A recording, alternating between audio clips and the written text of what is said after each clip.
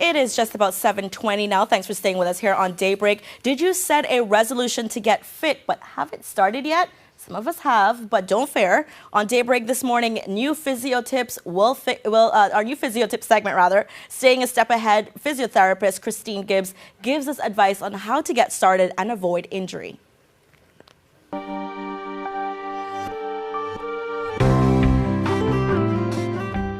Good morning, I'm Christine Gibbs, physiotherapist at A Step Ahead Physiotherapy in Governors Square, and I'm with you this morning to give you some tips on how to achieve your New Year's resolutions without getting injured. Set short and long-term goals. If you want to lose weight, set a total amount, but also a weight you want to lose every month. If you want to run the marathon in December, run a 5K in a few months. That way, you can achieve smaller goals and feel confident finally meeting your long-term goals. And lastly, put it on the calendar. Make yourself accountable. Put it in your BlackBerry to ring every day at a certain time where you have to go work out. That way you know it's time to go achieve your goals. Next, you need to figure out what you want to do. It needs to be appropriate for your fitness level. Many classes and exercises are great, but they might not be right for you. It might be at a too high of a level. If you pick a class, you need one that suits your needs. If you're new to exercise, it's really good to have an instructor showing you what to do and how to progress. Find one that's right for you though. High intensity, maybe Zumba or CrossFit. If you want core, try Pilates. Overall conditioning, TRX classes are great. If you like martial arts or the fighter type, try Krav Maga or Jiu-Jitsu. Find something that you're interested in and you'll be more keen to stay with it.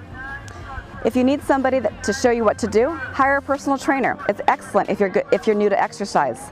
Find one that fits your needs and understands your goals, not theirs. Also, find one that's properly qualified. Make sure they don't push you beyond your level of fitness. There is a fine line between encouraging to make progress and pushing past the limits to the point of injury. If you like sports, maybe try a team event, one that your friends or colleagues play. If people are waiting for you to show up, you're more prone to stay with an activity. I often get asked, when's the best time to exercise? My answer is always, whenever you can fit it in. If you're a morning person, do it in the morning. That way, if something unforeseen comes up during the day, you've already done your activity. If you need to get out of the work at lunchtime, go for a lunchtime run or go to the gym for an hour or so. If you're not a morning person, do it in the evening. That way you have all day to hydrate and fuel, and then you're ready for your activity. Most often, work and family will dictate this, so fit it in wherever you can. Most importantly is how not to get injured. Starting off too much too soon is a surefire way to get injured. Most people follow the 10% rule. Do not increase more than 10% a week, whether it's intensity, times per week, or duration. Warm up and cool down properly. Now this is an individual thing. If you need 20 minutes to warm up, you need to take the 20 minutes to get your muscles ready for the activity. And then you also need to cool down properly to get the blood from pooling in your extremities and restore your heart rate and blood pressure to their normal rate.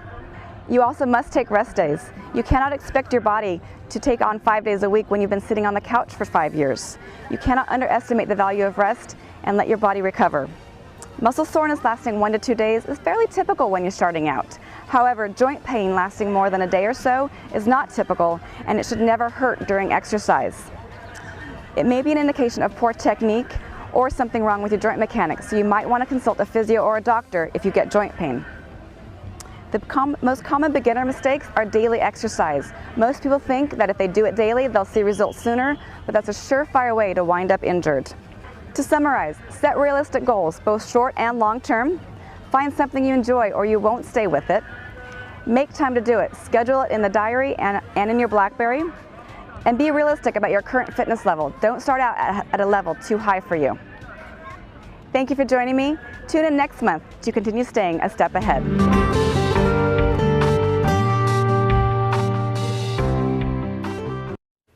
And as Christine mentioned, tune in for next month's Physio Tips. Staying a Step Ahead airs the last Wednesday of every month. And if you'd like to get more information, you can certainly contact Christine or the team at A Step Ahead Physiotherapy. You can contact them or give them a call rather at 745-ASAP. That's 745-2727. You can also send them an email at any info you need at astepaheadphysio.com. Visit their website, www.stepaheadphysio.com, or stop by their offices at Governors Square. All right, everyone. If after the break, details on a concert hosted by Pulse Entertainment, you don't want to miss it. Stay with us.